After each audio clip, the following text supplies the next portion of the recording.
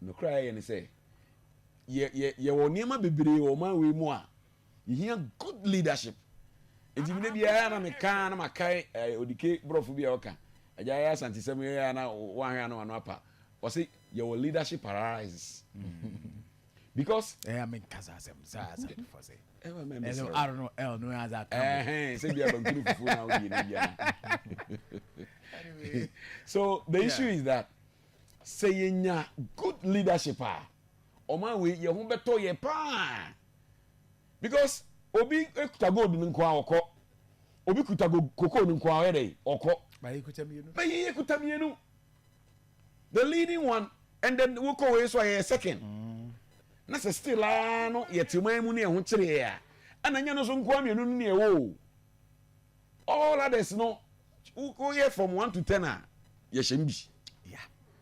so where a problem any here leadership and if we can get good leadership sansem ye keke nyina o kire bi na nke nkoji loan syndicated here almost say na ho asem no ye kwaji loan na so de beto de na afi wato na ye o kana ni nyina e ka ye de bebrebe nyina ni nyina ka ho bio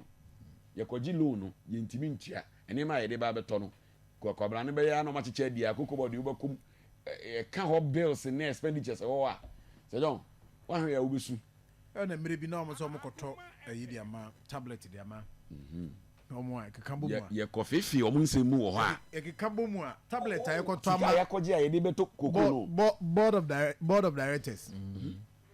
sa sika no that rate to fertilizer the makokuku yani that is it edi ya no mo ko board edi ya no mo you see edi ya no mo kodwen wo ko ka man voice ya nya botre na edi e pa no mo kodwen wo ho se etimi tisika kase ko to koku boto when the beto koku no the second one nana mama ni wo ka che wo say these are the structures I wo ho no yeah ana call bi su fro no ka che wo say sa wo e ka structures na ye ka no ye ka say be insurance ama cocoa farmers ne ka say be we am eno de ya na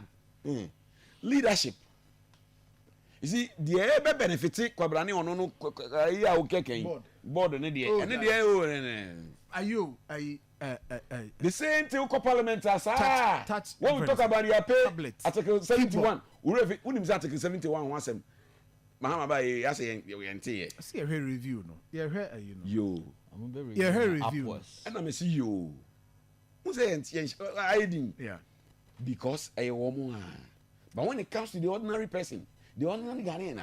na nsem no kana ye bibi e wo ho eti conditions na na wo mu no they will be fulfill the others are omo the favor omo na omo for money so